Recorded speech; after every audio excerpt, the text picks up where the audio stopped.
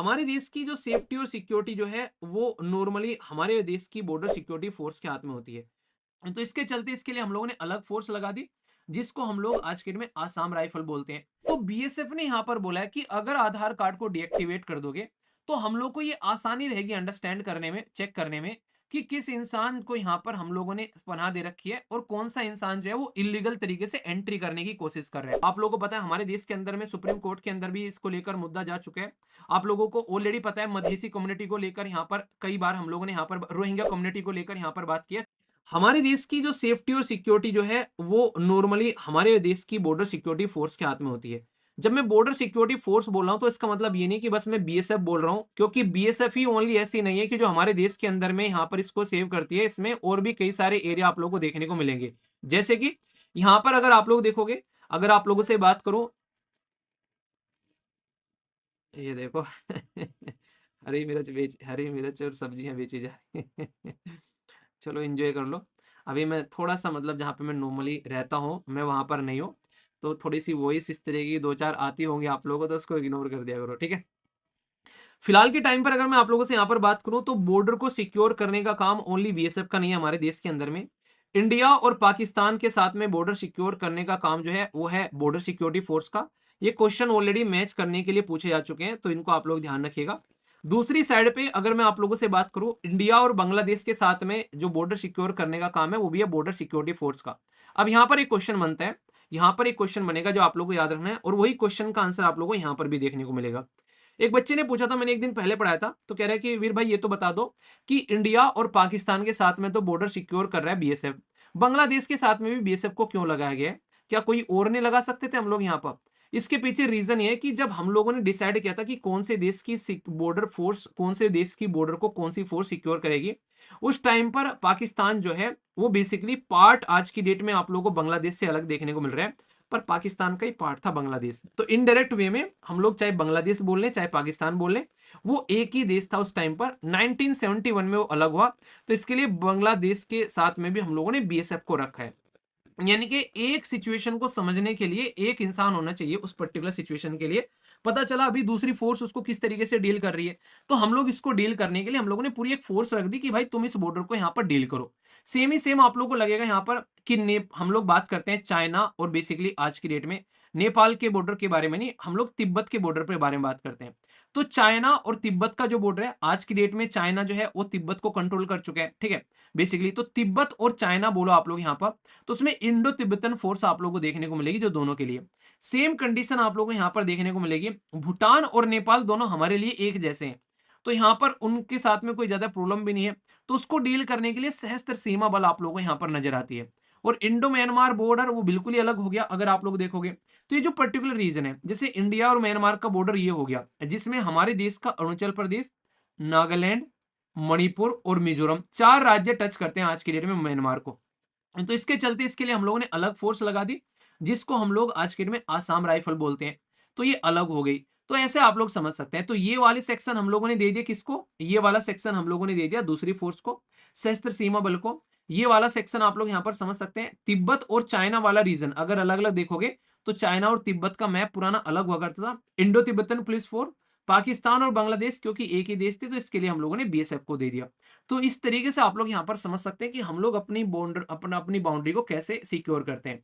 अब यहाँ पर आप लोगों के मन में एक क्वेश्चन बन सकता है कि भाई आपने अभी थोड़ी देर पहले ये बताया था कि हम लोग अफगानिस्तान के बॉर्डर को भी टच करते हैं, पर लेकिन आपने यहाँ पर बोला कि 6 कंट्री के साथ में हमारे जो बॉर्डर है उनके लिए हमारी पैरामिलिट्री फोर्स जो है वो तैनात की गई है। अभी 7वीं कंट्री जो है हमारा जो बॉर्डर है वो किन किन देशों के साथ में टच करता है जरा बताइए कमेंट बॉक्स में। अभी जो एक कंट्री आप लोग यहाँ पर बच जाती है वो है अफगानिस्तान, क्योंकि अफगानिस्तान का ये पर्टिकुलर जो रीजन है ये अभी हमारे साथ में डायरेक्टली टच कर रहा है, तो ये यहाँ पर पाक ऑक्युपाइड एरिया को टच कर रहा है। और ये एरिया जो है ये है यहाँ पर किसके कंट्रोल में, पाकिस्तान के कंट्रोल में। तो कल को आप लोगों से कोई ये भी पूछे कि भाई अफगानिस्तान के साथ में बॉर्डर को कौन सिक्योर करता है हमारे देश का, तो आप लोग इसमें बीएसएफ का नाम ले सकते हैं, क्योंकि पाकिस्तान को वहां पर प्रोटेक्ट कर रहा है, तो उसी डायरेक्शन में आप लोग बीएसएफ को यहां पर रख सकते हैं लाकर, ठीक है। तो बीएसएफ ही इसके लिए आप लोगों का आंसर होगा। ये मैं आप लोगों को समझाना चाह रहा हूँ, थोड़ा सा टेक्निकल लग सकता है पर आंसर आप लोग का यही रहेगा, तो इसको लेकर आप लोग कंफ्यूजन में मत आइएगा। तो इसलिए छोटी छोटी सी ये पॉइंट होते हैं, कई बार आप लोगों को कंफ्यूजन हो जाता है कि एग्जाम में जब बैठे होते हैं माइंड पे प्रेशर रहता है कि यार पता नहीं यार कौन करेगा, ये तो बताया नहीं, ठीक है। तो ऐसा मत रखना, तो उसमें थोड़ा सा टेक्निकल है, पर लेकिन ये समझना कि बीएसएफ ही कर रहा है, क्योंकि आज की डेट में इस तरीके से फंडा है, ठीक है। तो 7 देश हमारे बॉर्डर टच कर रहे हैं, 6 के साथ है मैंने बता दिया, और 7वें के साथ में बीएसएफ को कंसीडर आप लोगों को करना है, ओके। अब बात करते हैं बीएसएफ ने क्या बोला है कि यूआईडीआई, यूआईडीआई की फुल फॉर्म क्या है बताइए जरा। इसको बोलते हैं unique identification authority of India, जो कि आधार कार्ड का कर्ता धरता है। आधार कार्ड आप लोगों को देखने को मिलता है, उसका कर्ता धरता है, तो इसके बारे में आप लोग याद रखिएगा। तो इसके द्वारा अभी यहां पर ये बोला गया है यूआईडीआई के द्वारा, सीधी सीधी बात यहां पर, नो बकवास, कि भाई डीएक्टिवेट कर दो आधार नंबर उन लोगों के जिनके पास में डॉक्यूमेंट नहीं है और माइग्रेंट होकर आए हैं बांग्लादेश से। क्योंकि फिलहाल के टाइम पर जब से यहां पर बांग्लादेश की जो प्राइम मिनिस्टर है वो बांग्लादेश को छोड़कर आई, तब से लेकर आज तक वहां की जो गवर्नमेंट है, लोकल गवर्नमेंट जो वहां पर चीजों को चला रही है, उसने बहुत सारे लार्ज अटैक बेसिकली माइनॉरिटी के ऊपर में होते हुए को नहीं रोका। उसके चलते बहुत सारे लोग जो है वो माइग्रेट आकर होकर हमारे देश के अंदर में आज के में एंट्री कर रहे हैं, अलग अलग रीजन के अंदर में, ठीक है। तो यहाँ पर क्योंकि बांग्लादेश के साथ में कौन सिक्योर करता है हमारे बॉर्डर को, तो बीएसएफ सिक्योर करता है। तो बीएसएफ ने यहां पर बोला है कि अगर आधार कार्ड को डीएक्टिवेट कर दोगे तो हम लोग को ये आसानी रहेगी अंडरस्टैंड करने में, चेक करने में, कि किस इंसान को यहां पर हम लोगों ने पनाह दे रखी है और कौन सा इंसान जो है वो इलीगल तरीके से एंट्री करने की कोशिश कर रहा है। क्योंकि बहुत सारे लोग आज के डेट में आधार कार्ड लेकर घूम रहे हैं। अब एक और इंपॉर्टेंट बात यहां पर, यही रीजन है, अगर कोई आप लोगों से पूछे कि हमारे देश के अंदर में सिटीजन के तौर पर आप लोग यहां पर आधार कार्ड को दिखा सकते हो क्या, आधार कार्ड एक आइडेंटिटी प्रूफ है, उसको आप लोग सिटीजन प्रूफ नहीं मान सकते। अगर आधार कार्ड को सिटीजन प्रूफ मान ले हम लोग यहां पर, तो भाई दुनिया भर के लोग आधार कार्ड लेकर आज के डेट में घूम रहे हैं, उसको आप लोग इस तरीके से कंपेयर नहीं कर सकते। ये चीज आप लोग ध्यान रखिएगा यहां पर। तो ये बहुत ही बेसिक है, और खुद यहां पर ऑलरेडी कोर्ट के अंदर भी ये बात बोली जा चुकी है कि आधार कार्ड है तो वो आप लोग को आइडेंटिफाई करने के लिए है। आप लोग आधार कार्ड के बेस पर कोई और दूसरी चीज क्लेम नहीं कर सकते। इसीलिए बीएसएफ यहां पर बोल रहे हैं, और ये फर्स्ट टाइम है बीएसएफ ने राइटिंग में दिया है ऑथोरिटी ने कि भाई कैंसिल कर दो आधार, वरना नॉर्मली ऐसा बीएसएफ करता नहीं है। पर लेकिन प्रेजेंट टाइम पर जैसी बांग्लादेश के अंदर में कंडीशन है, हमारे देश की बीएसएफ को ये रिटर्न में देना पड़ गया यहां पर कि भाई बांग्लादेशी नेशनल जो कि आज की डेट में हमारे देश के अंदर में ईस्टर्न साइड से एंट्री कर रहे हैं, उसको भाई रोको किसी न किसी तरीके से। और इसके चलते यहां पर दोनों के बीच में कंडीशन क्या खराब हुई, अभी हमारे देश के एक पर्टिकुलर सिपाही को बेसिकली पाकिस्तान की साइड में, उसकी बांग्लादेश की साइड में पकड़ लिया गया था, और भाई उसके चलते हमारी देश की सरकार को भी उसमें इंटरफेयर करना पड़ गया, तब जाकर सिचुएशन जो है वो नॉर्मल होती यहाँ पर नजर आई। तो इसलिए आप लोगों में यहाँ पर ये चीज बता रहा हूँ, ये चीज आप लोगों को अंडरस्टैंड करने वाली है कि इंडिया और बांग्लादेश के बीच में रिलेशन अब उतने नॉर्मल नहीं है जितने आप लोग सोच सकते हो, उससे ज्यादा खराब हो चुके हैं। तो इसलिए बीएसएफ ने भी अपने स्टेप उठा दिए यहाँ पर, और नोटिफाई कर दिया पुलिस को भी, और रिक्वेस्ट करी यूआईडीआई से कि भाई डीएक्टिवेट कर दो सस्पेक्टिव आधार कार्ड जो हम लोग बता रहे हैं, इनको आप लोगों को खत्म कर रहे हैं। क्योंकि आगे चलकर हो सकता है, हमारा संविधान खुद क्या बोलता है आप लोगों को बताइए, हमारा संविधान खुद बोलता है कि किसी भी इंसान को आप लोगों को खरीद और बेच नहीं करनी है। हमारे संविधान के अंदर में अगर पार्ट 3 में जाओगे, फंडामेंटल राइट है जिनको मूल अधिकार बोलते हो, आर्टिकल 12 से लेकर आर्टिकल 35 तक आप लोगों को देखने को मिलते हैं। इसके अंदर में जब आप लोग जाकर झांकोगे तो आप लोगों को साफ साफ देखने को मिलेगा, आर्टिकल 12 से लेकर आर्टिकल 35 के अंदर में एक आर्टिकल है, और उस आर्टिकल का नंबर क्या है, उस आर्टिकल का नंबर है 23। ये खुद बोलता है कि ह्यूमन ट्रैफिकिंग आप लोगों को नहीं करनी है, यानी कि इंसानों का देह व्यापार आप लोगों को यहां पर नहीं करना है। अगर देह व्यापार आप लोग करोगे तो ये बिल्कुल गलत होगा, ये आप लोगों को यहां पर ध्यान रखना है। ये खुद किसके द्वारा बोला जा रहा है, ये चीज आप लोगों को यहां पर ध्यान रखनी है। ये खुद बोला जा रहा है आज की डेट में, किसके द्वारा ध्यान रखनी है कि यहां पर हमारे संविधान के द्वारा। जब उस संविधान की चीजें हम लोग यहां पर इंप्लीमेंट करते हैं तो उससे आप लोगों को समझ में आएगा कि भाई संविधान की चीजें हम लोग इंप्लीमेंट कर रहे हैं। अगर संविधान की चीजें हम लोग इंप्लीमेंट कर रहे हैं तो भाई हम लोग अपने बॉर्डर पर भी उसको इंप्लीमेंट करेंगे। ऐसा नहीं कि भाई हम लोग यहीं पर ही छोड़ दें, हम लोग बॉर्डर पर भी उसको इंप्लीमेंट करेंगे। ये चीज आप लोग यहाँ पर समझ सकते हो।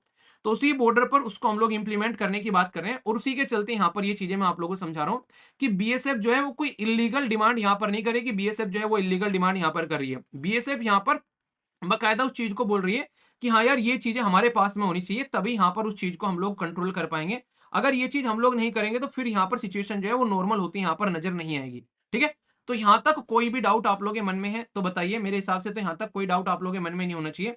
अगर कोई डाउट है तो फिर आप लोगों को इसको सुधार कर आगे चलना है। ठीक है, तो समझ में आ गया कि बीएसएफ इस चीज को क्यों बोल रही है और क्यों यहाँ पर हम लोग ये काम कर सकते हैं। तो इसीलिए यहाँ पर ये काम हम लोग को करना चाहिए, और बीएसएफ का एक यहाँ पर वैलिड भी है यहाँ पर ये पॉइंट, इसको आप लोग इग्नोर भी नहीं कर सकते। ठीक है ना। तो इसलिए यहाँ पर कोई भी पॉइंट आप लोग को डाउट में नहीं रखना है। अभी यहाँ पर ये सब ने तो बोल दिया कि भाई ह्यूमन ट्रैफिकिंग होगी अगर यहाँ से कल को कोई इलीगल तरीके से कोई इंसान को लेकर आता है, इलीगल माइग्रेंट अगर यहाँ पर आता है तो बड़ी बुरी कंडीशन देखने को मिलेगी। तो इसलिए यहाँ पर कल को बहुत सारी कंडीशन यहाँ पर खराब हो सकती है। तो अगर कल को चलकर किसी को यहाँ पर खरीदा बेचा लाकर जा रहा है, यहाँ पर कोई ऐसी सिचुएशन बन रही है, तो उसको कौन सुधारेगा? आप लोग ये तो बता दो। तो ये हमारी रेस्पॉन्सिबिलिटी रहेगी उसको सुधारना। और अगर आप लोग इसको नहीं सुधारोगे तो फिर यहाँ पर हमारे देश के अंदर में हमारी सिक्योरिटी खतरे में पड़ती हुई यहाँ पर नजर आएगी। और सिक्योरिटी खतरे में पड़ती हुई नजर आएगी, उसकी रेस्पॉन्सिबिलिटी कौन लेगी? क्योंकि बॉर्डर की सिक्योरिटी फोर्स जो है वो हम है, हमको बॉर्डर को सिक्योर करना पड़ता है। तो इसलिए हमारी रेस्पॉन्सिबिलिटी है ये सारी चीजों को देखना। तो हम लोगों को ये चीजें समझनी पड़ेगी, ये बात यहाँ पर देखने को मिल रही है। तो इसीलिए यहाँ पर इन्होंने खुद डायरेक्टली लिख दिया कि इलीगल यूज किया जा सकता है आइडेंटिटी कार्ड का, तो इसलिए उसको यहाँ पर क्या करो, उसको यहाँ पर नस्ते नाबूद कर दो।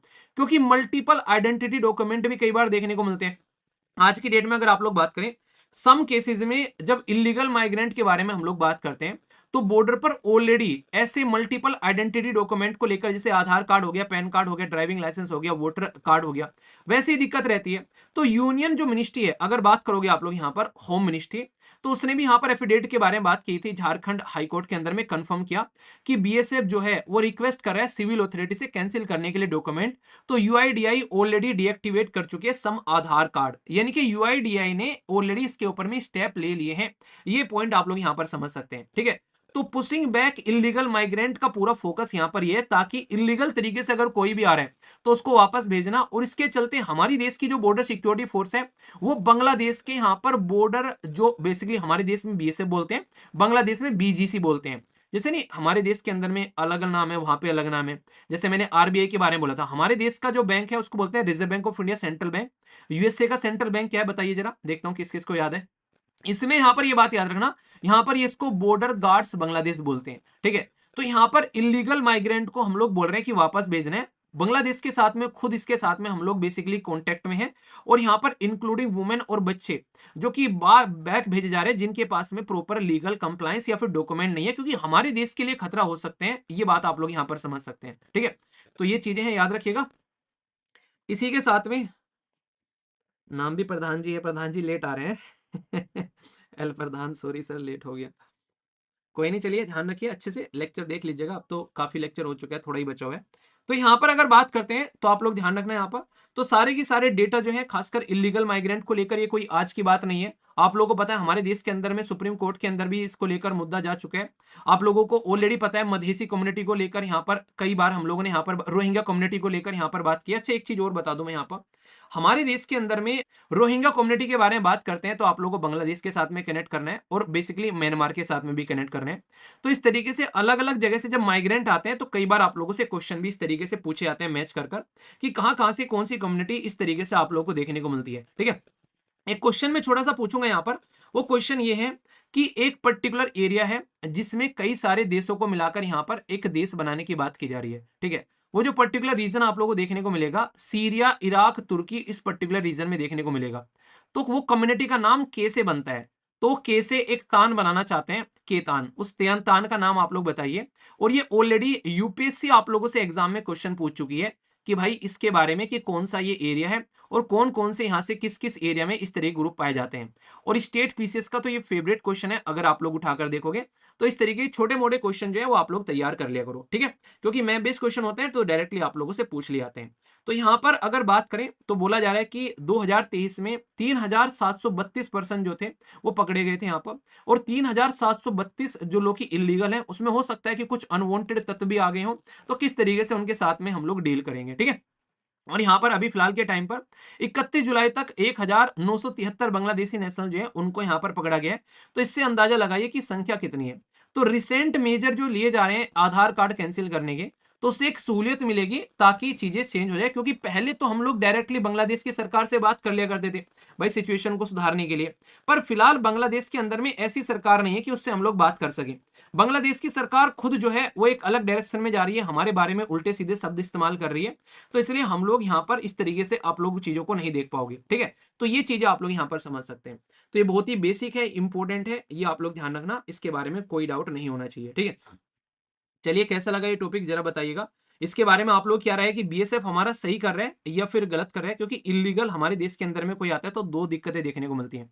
एक तो ह्यूमन ट्रैफिकिंग हो रही है, यानी कि इंसानों की देह का व्यापार हो रहा है, आर्टिकल 23 का हनन हो रहा है। दूसरी साइड में हमारे देश की सिक्योरिटी खतरे में पड़ सकती है कि उनके साथ में कुछ अनवांटेड तत्व भी मिलकर आ सकते हैं हमारे देश के अंदर में, जो कि हमारे देश के अंदर में नुकसान पहुंचा दे। ठीक है, तो इसलिए जरूरी है कि बॉर्डर पर सिक्योरिटी प्रोवाइड कराना बहुत ही इंपॉर्टेंट है यहाँ पर। ठीक है, एग्जैक्टली उस देश का नाम है कुर्दिस्तान, याद रखिएगा। ये कुर्द कम्युनिटी जो है वो कुर्दिस्तान बनना चाहते हैं, जैसे यहाँ पर ये खालिस्तान की बात करते हैं ना हमारे देश के बारे में, तो इस तरीके से आप लोग समझ सकते हैं। तो बेसिक भी है और फाउंडेशन भी है, तो कोई भी आप लोग इसको लेकर डाउट मत रखिएगा। टॉपिक किस तरीके से इंपॉर्टेंट है, एग्जाम में आप लोगों से ये बेसिकली आंसर राइटिंग में बड़े काम आते हैं और इंटरव्यू में बड़े काम आते हैं, और डायरेक्टली इनसे क्वेश्चन निकालकर आप लोगों से पूछे जाते हैं। ठीक है, इंपॉर्टेंट है, याद रखिएगा। यूआईडीआई कब बनाई गई थी इसके बारे में थोड़ा सा पढ़ लीजिएगा आप लोग जाकर, क्योंकि ये फैक्चुअल इन्फॉर्मेशन है, इसमें कोई समझाने वाली बात नहीं है। पर हाँ, इसका बेसिक पर्पज ये था कि हमारे देश के अंदर में एक प्रॉपर एक ऐसा आइडेंटिटी कार्ड होना चाहिए जो कि कहीं ना कहीं हमारे देश के साथ में हम लोग प्रॉपर लेकर इसको चल सकें। तो इसलिए यूआईडीआई जब बनाई गई तो बहुत सारे मुद्दे थे यहाँ पर कि यार ऑलरेडी हमारे पास में कार्ड है, हम लोग क्यों यूआईडीआई को बना रहे हैं। बहुत सारे मुद्दे हुए, सुप्रीम कोर्ट में इसको लेकर केस भी आप लोगों को पता है। ये यहाँ पर कि आधार कार्ड के डेटा को लेकर ही तो केस आया था, केस पुत्तस्वामी केस, जिससे प्राइवेसी को फंडामेंटल राइट बनाया गया था, तो उसमें आर्टिकल 21 के अंदर में। तो ये चीजें आप लोग समझ सकते हैं। तो ये सारी की सारी चीजें जो है वो सिस्टमेटिक वे में है।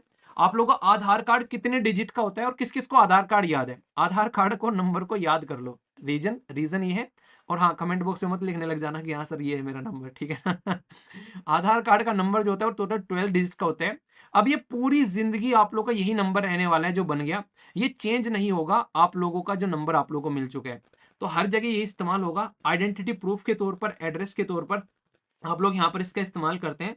और ये लाइफ टाइम वैलिड रहने वाला है। अगर कोई स्टेटमेंट देकर पूछ ले आप लोगों से कि यार ये आधार कार्ड कब तक रहेगा, तो इसकी वैलिडिटी लाइफ टाइम रहने वाली है। तो ये समझिएगा आप लोग। तो ये नंबर आप लोग का परमानेंट नंबर बन चुका है। और आधार कार्ड एक्ट जब हमारे देश के अंदर में लेकर आया गया, आधार कार्ड एक्ट 2016 का है जो हमारे देश के अंदर में लेकर आया गया, तो उस आधार कार्ड एक्ट की वजह से यहाँ पर आप लोग समझ सकते हैं कि बेसिक ये कि कैसे हम लोग फाउंडेशन बनाकर चल सकते हैं देश के अंदर में, आधार कार्ड से रिलेटेड जो इश्यूज है उनका सोल्यूशन निकाल सकते हैं। Aadhaar card act government of India के द्वारा किस मिनिस्ट्री के तहत लेकर आया गया था, तो ministry of electronics and information technology के तहत में यहाँ पर ये पूरा सिस्टम लेकर आया गया था। तो ये चीज आप लोग जरूर समझ लीजिएगा, ठीक है। तो कोई भी डाउट इसको लेकर मन में हो तो बताइएगा, दूर करेंगे। ओके।